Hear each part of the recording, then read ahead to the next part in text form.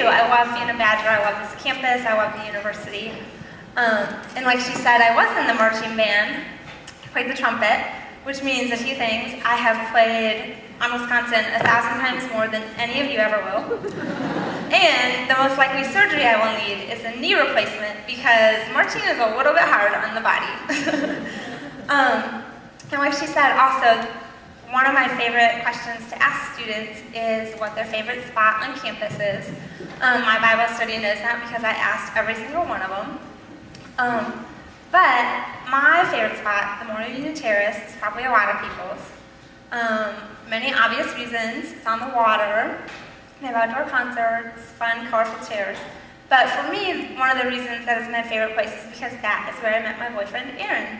So, there you go. I was hoping people would awe. That's awesome. Yay.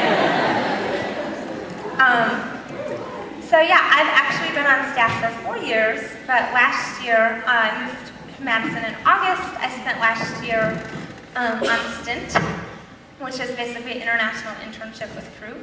And I was in the Middle East in a partnership that we like to call the Fourth Journey. So if you want to know more about that, you can ask me.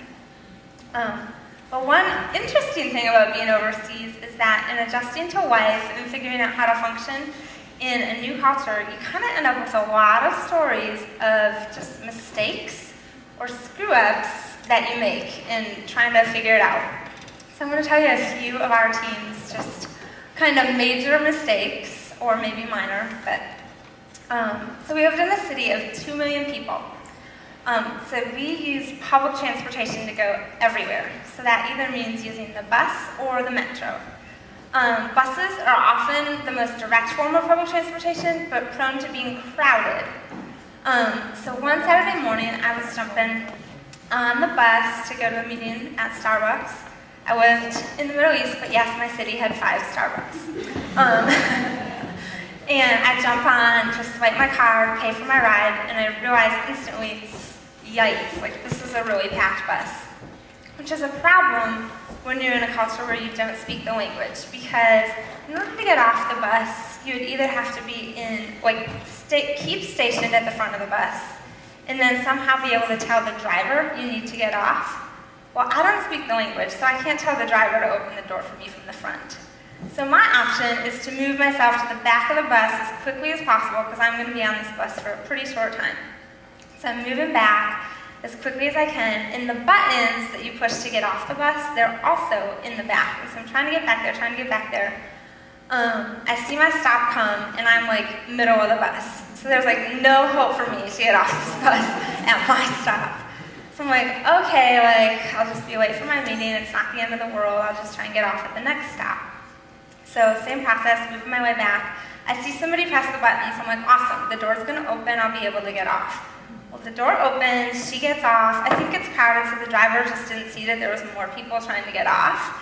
So I see, the bus is kind of starting to move a little bit, and the door is shutting, but I'm at the top of this, there's 2 steps going down to the exit. So I'm just like, okay, do I just wait another stop, or do I just go for it? So I jump off as it's starting to move, and my purse is on this shoulder, and it got caught in the door of the bus, which was a little embarrassing. But thankfully people were super helpful, and so all they did, all the men in the back of the bus were just screaming at the driver, got his attention. They opened the door, it ended up, being fine. I was late for my meeting, but there you go. It's a little bit humiliating though to be I can't even get off a bus. Come on. And then another thing we spent a lot of time doing is learning language. How many of you are learning a language right now? Okay, so you get it. It's pretty hard to learn a language. The interesting thing about learning another language is you will get words confused in their language that in English are quite different. So for example, the word spoon and lover are separated by one letter in the language that we were learning. Well, every day we would have a tea break in our language class, and we'd go to a local grocery store, and a lot of my team would either get yogurt or pudding. and they would ask the clerk behind the counter for a lover instead of a spoon. Whoops. So they got a few weird looks from her and eventually figured out why they weren't getting the spoon that they had asked for. So one more. So towards the end of our time there, it's the Middle East and it's June, which means it is hot. So one of the things we know in hot weather, don't leave your car shut with things in it. Food will melt, lip gloss will melt. You especially don't want to leave kids or dogs in your car if it is hot out. Bad idea.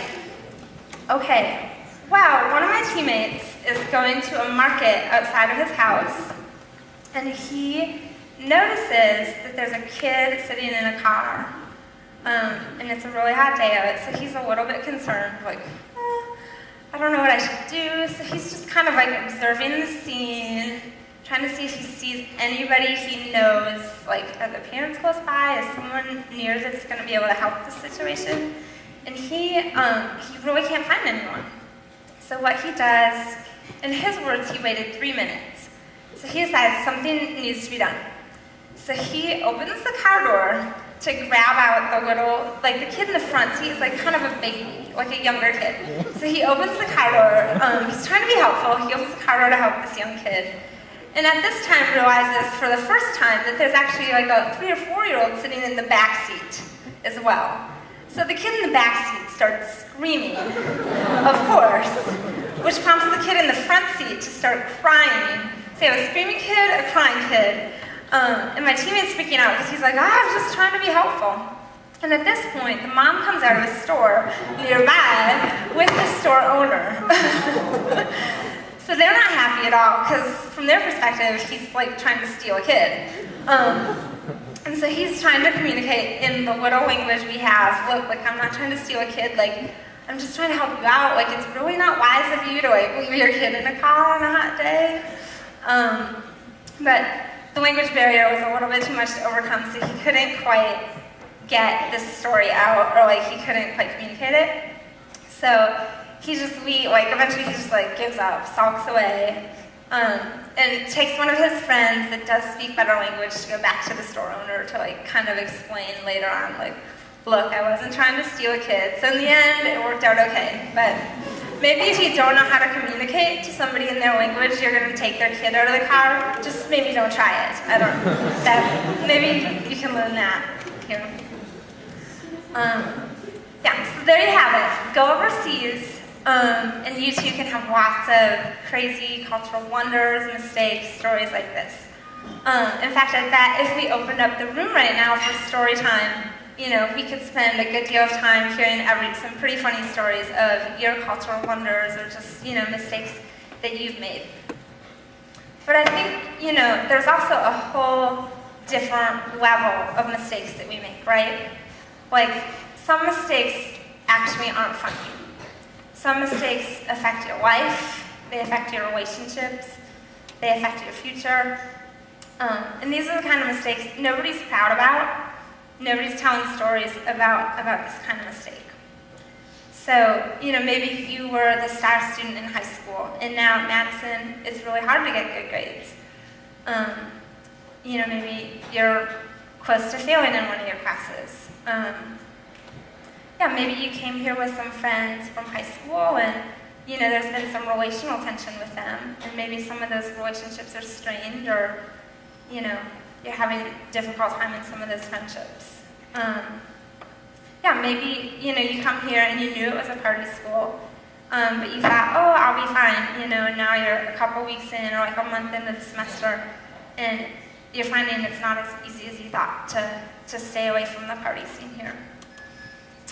Or, you know, maybe you're dating somebody and you've found yourself at a place where you've kind of gone farther physically in that relationship than you guys really wanted to.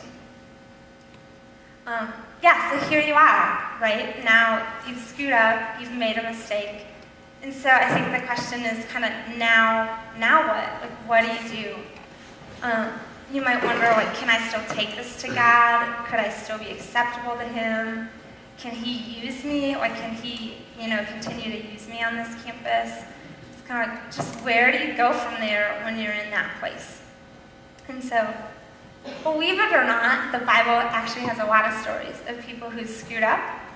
And so we're going to look at one of those stories tonight. So if you have a Bible, you can turn to Luke chapter 15, verses 11 through 24. If you don't, the words will just be up on the screen for you. But I am going to read it out of mine.